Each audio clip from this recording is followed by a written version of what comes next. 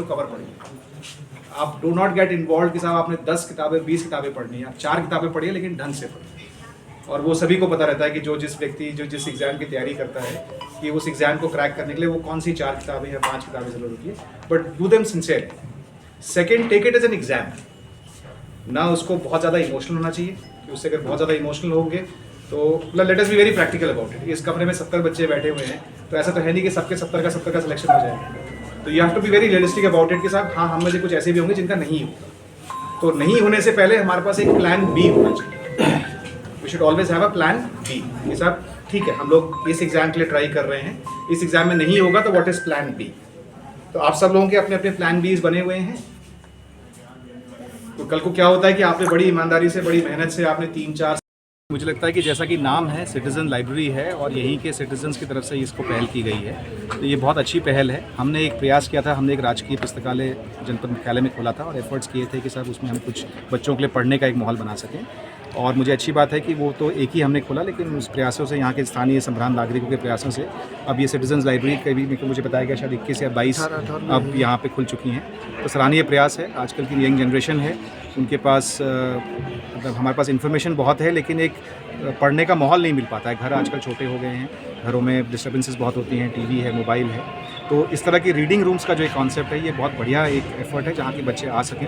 Competition का ज़माना है, बच्चे एक दूसरे को देखते भी हैं पढ़ते हुए, उससे भी एक मोटिवेशन मिलता है, एक दूसरे से सीखते भी हैं और एक जो टीम स्पिरिट बनती है और एक जो एक स्टडी सर्कल बनता है, तो वो मुझे लगता है ये सिटीजन लाइब्रेरी जो है वो सारे उद्देश्यों को पूरा करती है। हम लोग इनके जो हमारे हंस फाउंडेशन की तरफ से ये प्रयास हुआ है उसको हम शुभकामनाएं भी देते हैं और हमारे एडमिनिस्ट्रेशन की तरफ से जो भी इसमें लॉजिस्टिकल सपोर्ट हो सके हम लोग ज़रूर प्रयास करते हैं। पलायन एक बहुत बड़ा मुद्दा है, तो एक जो सिग्निफिकेंट अमाउंट होता था पलायन का, उन बच्चों के लिए भी होता था जो अपनी पढ़ाई की तैयारियां करने के लिए शहरों का रुख लेते थे, जैसे कि प्रयागराज, दिल्ली वगैरह। तो सिटीज़न लाइब्रेरी की जो मुहिम से बच्चे जुड़े और आज की डेट में ये हमारी 18वीं लाइब्रेरी है। तो इसमें सबसे बड़ा बच्चों को एडवांटेज ये मिला कि रादर देन बड़ी सिटीज़ में जाने के बजाय उन्हें अपने घर पे ऐसी सुविधा मिली कि वो पूरे 24 घंटे लाइब्रेरी में अध्ययन कर सकते हैं। उसके बाद हमें इसके रिजल्ट्स बहुत ज़्यादा जल्दी देखने को मिले। यूपीएससी, एसएससी से लेकर एफआरओ और भी उत्तराखंड के जो स्टेट लेवल के एग्ज़ाम थे पीसीएस लेवल में, तो बच्चों का बहुत ज़्यादा चयन होने लगा। सबसे बड़ा स्ट्रॉन्ग पॉइंट लाइब्रेरी का मैं ये मानती हूँ कि बहुत सारे बच्चे ऐसे इकोनॉमिक बैकग्राउंड से आते हैं जिनके पास फीजिबल नहीं होता है उनके पेरेंट्स के लिए कि वो उनको दूर शहरों में भेजे अध्ययन करने के लिए। तो ये एडवांटेज कि आप अपने घर पे के पास रहकर ही तैयारी कर पा रहे हैं। और तैयारी तो सर सालों साल लग जाते हैं बच्चों को। एक बहुत सिग्निफिकेंट जो चीज़ होती है वो होती है प्रॉपर गाइडेंस की। तो जब कफलते सर की वजह से हमको गाइडेंस एक स्पेसिफिक मिला, तो उसके बाद बच्चों को रिजल्ट्स बहुत जल्दी देखने को मिले। तो बहुत ज़्यादा मैं धन्यवाद करना चाहूँगी। और जिस तरह से टनकपुर का एक हॉलिस्टिक डेवलपमेंट हो रहा है, सबसे बड़ी बात कि नशे की प्रवृत्ति से दूर जाकर बच्चे एक पढ़ाई के एनवायरनमेंट में खुद को ढाल रहे हैं, तो ये पूरा सिटी के लिए सिर्फ आज ही नहीं, आज से 10-20 साल बाद भी अगर हम फ्यूचर में देखें तो अपकमिंग फ्यूचर में Tanakpur will shine among the other cities of Uttarakhand. जिस तरह से सिलेक्शन होने लगा, और सिलेक्शन ना भी हो तो ये खुद में तैयारी, एक पर्सनैलिटी डेवलपमेंट है बच्चों का। तो एक बेहतर सिटीजन, एक ज़्यादा अवेयर सिटीजन जो अपने basic rights, legal rights, constitution rights, ये सब में बिल्कुल एनहांस होकर बच्चा निकलता है जब इस मंदिर के अंदर आता है। तो मेरे को लगता है ये बहुत ही बेनिफिशियल है बच्चों के भविष्य को शेप करने के लिए। नमस्कार, मैं चंद्रशेखर देवभूमि आपका स्वागत। कहते हैं कि ज्ञान का आधार पुस्तक है और पुस्तक के सबसे अच्छी दोस्त, सबसे बढ़िया मित्र, और ये सब संभव है पुस्तकों के जरिए, की पुस्तकालय के जरिए। और चंपावत जिला सिटीजन लाइब्रेरी की नींव इस जिले से पड़ी है और ज्ञान का उजाला सिटीजन लाइब्रेरी के माध्यम से अब इस जिले से आगे बढ़ नैनीताल होते हुए देहरादून तक पहुंचा है। और इसकी जो शुरुआत की थी UP state public service commission 16 batch के PCS टॉपर हिमांशु कपड़िया जी, और उन्होंने 2020 से 2022 तक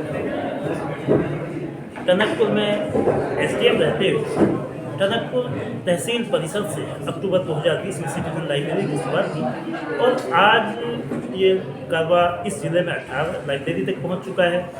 उनमें बहुत छोटे छोटे इलाके, बुड़म, सल्ली, डाडा, सुखीडाम जैसे बहुत रिमोट एरियाज़, खेती खान से लेकर जहाँ ठीक से स्कूल भी नहीं है, वहाँ तक इन पुस्तकालयों के जरिए ज्ञान की रोशनी दी जाती है।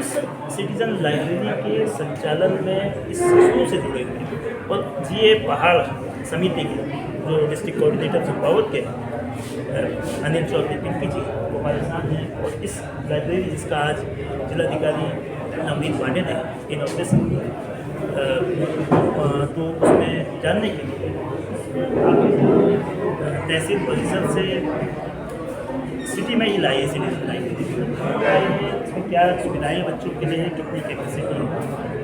एक्चुअली तहसील जो हमारी GA पहाड़ की पहली लाइब्रेरी हिमांशु कपड़िया सर के द्वारा खोली गई थी, उसमें बच्चे हमारे ज़्यादा हो रहे थे। उसमें बैठने की क्षमता 18 सीटों की थी।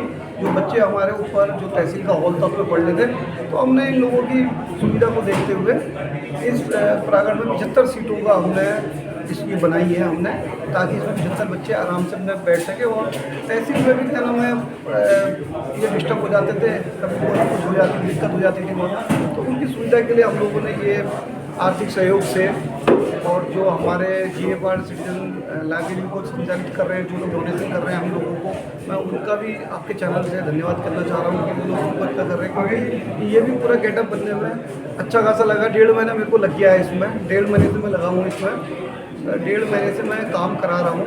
तो आज ये मंगलवार का दिन, आज जिलाधिकारी द्वारा आज का उपकरण किया गया।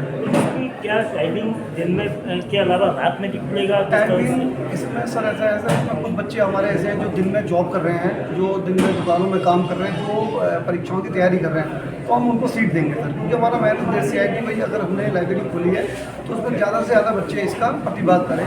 इसमें जल्दी अभी हम CCTV कैमरा लगाएंगे, और अभी हम जिलाधिकारी महोदय से निवेदन करेंगे कि हमको एक PRD या कोई एक कर्मचारी हमको दे जो मतलब यहाँ रहे, तो हम खोलेंगे इसको। तो चूँकि सिटीजन लाइब्रेरी केवल ज्ञान नहीं, ज्ञान के बाद जो एक कहावत है कि पढ़ाई कमाई और दवाई, यानी कि जो रोजगार से, ज्ञान से रोजगार तक इन पुस्तकों के माध्यम से मिल रहा है। और करीब यहाँ अभी छोटे मतलब बहुत कम समय में 20 से अधिक स्टूडेंट्स यहाँ से अलग अलग परीक्षाओं में सिलेक्ट हो चुके हैं।